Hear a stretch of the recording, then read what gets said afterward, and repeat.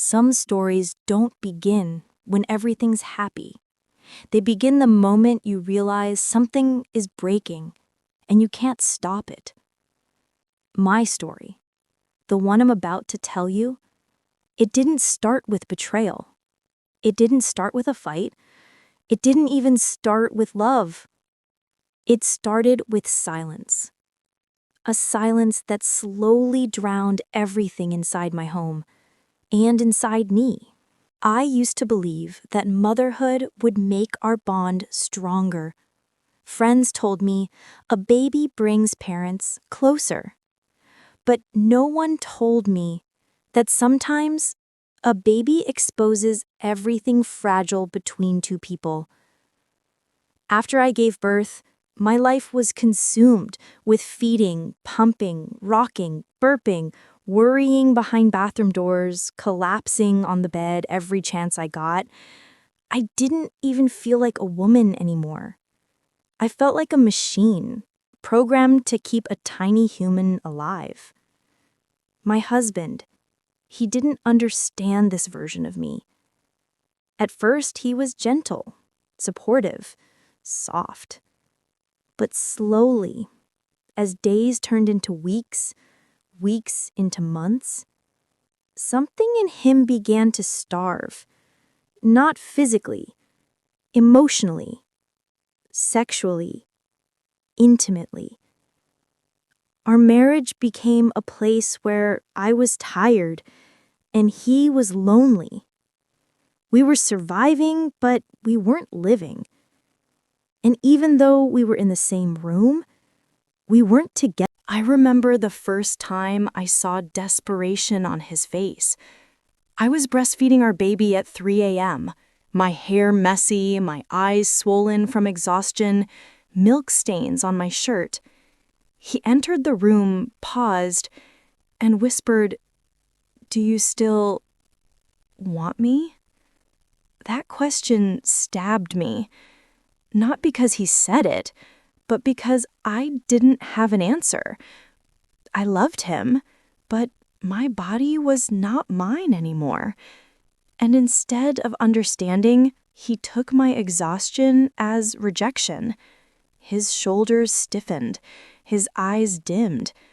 That night, something changed. Daily, his behavior shifted. He became clingy, anxious, constantly seeking validation, constantly seeking something I didn't have the energy to give. He'd touch me when I wasn't ready. He'd complain I didn't look at him the same way. He'd accuse me of falling out of love, even when I reassured him it was never enough. I wanted my old husband back, but instead, he turned into a stranger standing in the doorway of our life. Part 3. The house becomes a battlefield. Our home, the place where we once laughed, cooked together, danced in the kitchen, turned into a battlefield of unspoken pain. Whenever I would hold the baby, he would look away angrily. Whenever I would avoid intimacy, he would sigh loudly. He started picking fights about dishes, about the baby crying, about my body, about my silence. And every night, when he reached for me under the sheets and I gently pushed his hand away, I saw a new anger in him, raw, burning, uncontrolled.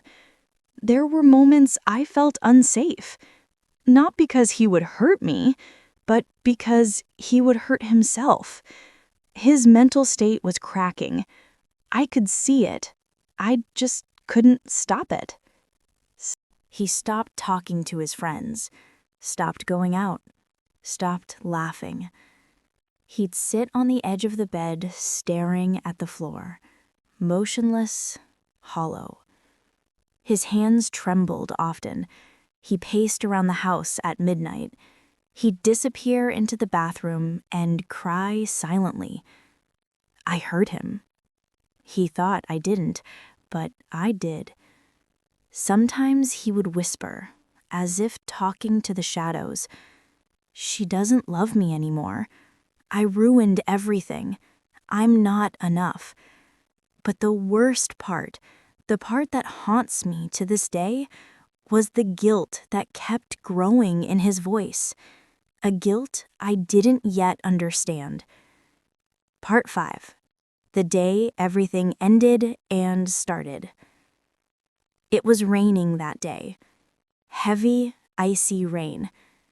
The baby had finally slept, and I went to the kitchen to get a glass of water. The house felt too quiet. The kind of quiet that makes your skin crawl. I called his name. No answer. I walked toward the living room and froze. There he was, lying on the floor, unmoving. A pill bottle spilled beside him, a sheet of paper on his chest. My legs trembled so violently I almost collapsed. I ran to him, grabbed his face, shook him, screamed his name. His lips were pale, his pulse faint.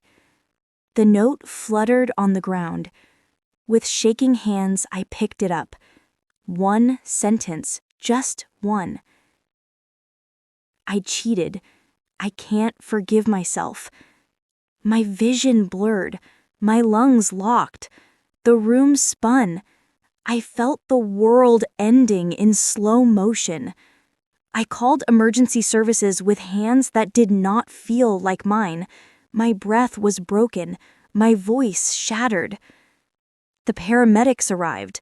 Lights, noise, chaos. I climbed into the ambulance with him, holding his cold hand, the whole time whispering, "Don't die. Don't leave. I'm not ready." That night changed everything. Not just for him, but for... I didn't visit him in the hospital for a week. People judged me. Family whispered. Friends criticized. But no one understood. I wasn't avoiding him out of anger. I was avoiding the version of myself who begged for him to stay alive, despite what he had done. I needed time to breathe, to exist, to feel anything other than shock. My mother finally said, "Go see him, even if you don't know what to say." So I went, and what I saw was something I wasn't prepared for. He was sitting upright, calm, still, almost glowing in a strange, unsettling way. His eyes, clear, soft, peaceful, not the frantic, desperate man from before. He smiled gently, like the husband I fell in love with years ago. "I'm so sorry," he said, his voice steady, almost serene. He apologized for cheating, for breaking me, for breaking himself, for almost leaving forever. But then he noticed I didn't want to talk about the affair. He didn't push. He changed the subject, started talking like everything was normal. It confused me. It scared me. How could someone walk through such darkness and come out calm? Was this healing? Or was this numbness disguised as peace? When he returned home, the air around him felt different. Quiet, still, almost echoing. Even the dogs sensed it. They'd run to him, sniff him, wag their tails, and then turn back to me, unsure. I watched him closely. He moved more gently. He spoke slower. He smiled softly. His breathing was steady, as if he had reorganized his entire soul. But something else was there too. A shadow behind the calm, a pain behind the smile. That night, after putting the baby to sleep, I finally confronted him. "Are you really okay?" He nodded. "I'm trying to be." I didn't know whether to believe him or fear for him. I don't know what triggered me. Maybe the calmness, maybe the silence, maybe the way he looked at me with sincerity that I wasn't ready to receive. But suddenly, every emotion exploded inside me. I yelled, screamed, cried, accused, questioned, begged, collapsed. Months of exhaustion, months of feeling undesirable, months of fear, months of loneliness, all poured out like a storm I couldn't stop. And he didn't fight back. Not once. He stood there, absorbing every word like he believed he deserved each one. When I finally broke down sobbing, he stepped closer and hugged me. A deep, strong, grounding embrace. I melted into him for a moment. Not because I forgave him, but because I finally let myself feel how broken I was. But when I realized how close we were, I pulled away sharply. I couldn't meet his eyes because I wasn't ready to see my own pain reflected in. Phones rang. Meetings happened. Voices rose. Both families took control of our lives, or tried to. You need to divorce him. Think of your baby. He cheated and tried to leave you. Run. He needs support, not abandonment. You both need therapy. Everyone had an opinion, except me, because I didn't know what I wanted. Divorce? Maybe. Stay? Maybe. Start over? Maybe. Leave forever? Maybe. In truth, I needed space. Not to run, not to forgive, just to breathe again. One night, after days of tension and quiet meals, I went to the living room. He was sitting there, reading, calm, soft light on his face. He looked up gently. "Come sit." I hesitated, but I sat. We didn't talk for a long time, just silence. Not the painful kind, but the kind that wraps around two people who have been through hell and are learning to breathe again. After a while, I whispered, "Why did you cheat?" His eyes filled with tears immediately. Not dramatic, not loud, just soft, silent tears. Because I felt unloved, and instead of talking to you, I broke both of us. I became someone I hate. I swallowed hard.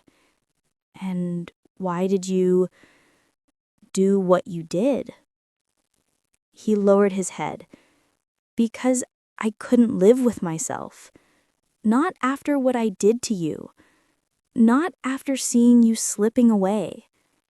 His honesty cut deeper than the betrayal. I cried silently. And then, almost without realizing, I held his hand. A gentle, trembling hold.